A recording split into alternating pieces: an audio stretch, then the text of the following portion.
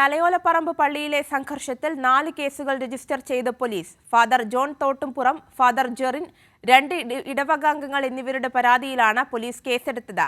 ദേഹോപദ്രവം അടക്കമുള്ള വകുപ്പുകൾ ചുമത്തി. സനോജ് ഉണ്ട് വിവരങ്ങളുമായി. സനോജ്, കഴിഞ്ഞ ദിവസമായിരുന്നു ഈ കുർബാനയ്ക്കിടെ വിമത വിഭാഗത്തിന്റെ ആക്രമണം ഉണ്ടായിരിക്കുന്നത്. പോലീസ് ഇപ്പോൾ 4 കേസുകൾ രജിസ്റ്റർ ചെയ്തു എന്നാണ് മനസ്സിലാക്കുന്നത്. വിശദ വിവരങ്ങൾ എങ്ങനെ? തീർച്ചയായിട്ടും ഞായറാഴ്ചയാണ് കേസിനാസ്പദമായ സംഭവം ഉണ്ടായത്. ഈ പള്ളിയിൽ കുർബാനയ്ക്കിടയിലായിരുന്നു വൈദികർക്ക് നേരെ ചില ആളുകളുടെ കയ്യേറ്റ ശ്രമം ഉണ്ടായത്. ഇതുമായി ബന്ധപ്പെട്ടുകൊണ്ടാണ് ഇപ്പോൾ പോലീസ് 4 കേസുകൾ രജിസ്റ്റർ ചെയ്തിട്ടുള്ളത്. Father John Thottumpuram, father Jerin, 2 ഇടവകാംഗങ്ങൾ എന്നിവർ നൽകിയ പരാതിയുടെ അടിസ്ഥാനത്തിലാണ് തലയോലപ്പറമ്പ് പോലീസ് കേസെടുത്തിട്ടുള്ളത്. ദേഹോദ്രവം അടക്കമുള്ള വകുപ്പുകളാണ് ചുമത്തിയിട്ടുള്ളത്. സംഘർഷത്തിനിടെ പേപ്പർ സ്പ്രേ ഉപയോഗിച്ചതായും എഫ്ഐആറിൽ വ്യക്തമാക്കുന്നുണ്ട്.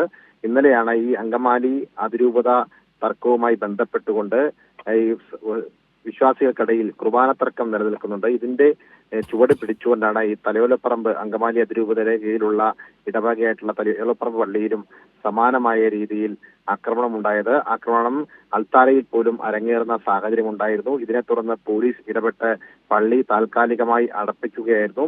അങ്ങനെയാണ് സംഘർഷാവസ്ഥയ്ക്ക് അയവ് വരുത്തിയത്.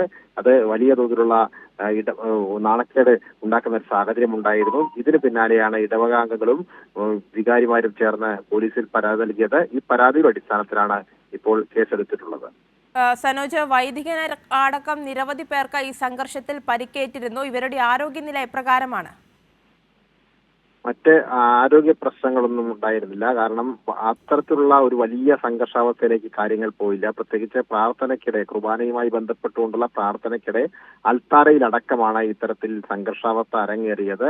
2 ചേരികളായി തിരിഞ്ഞു നിന്നായിരുന്നു ഇത്തരത്തിലുള്ള ആക്രമണം നടന്നത്. അതുകൊണ്ട് തന്നെ പോലീസ് ഏറെ പണിപ്പെട്ടാണ് ഇരുവരെയും സമാധാനിപ്പിക്കുന്ന ഒരു സാഹചര്യം ഉണ്ടായത്. സംഘർഷാവസ്ഥയിൽ ഏർപ്പെട്ട എല്ലാവരെയും പള്ളിക്ക് പുറത്തെത്തിയതിനു ശേഷം പള്ളി താൽക്കാലികമായി അടയ്ക്കുകയായിരുന്നു. അതിന് പിന്നാലെ ആ സമയത്ത് പരാതികളോ മറ്റ് കേസുകളോ നൽകുവാൻ ബന്ധപ്പെട്ടവർ തയ്യാറായിരുന്നില്ല എങ്കിൽ കൂടിയും പിന്നീട് പോലീസ് നൽകിയ പരാതിയുടെ അടിസ്ഥാനത്തിലാണ് ഇപ്പോൾ കേസെടുക്കുന്ന സാഹചര്യം ഉണ്ടായിട്ടുള്ളത്. ശരി, സനോജ് സുരേന്ദ്രനാണ് വിവരങ്ങൾ നൽകിയത്.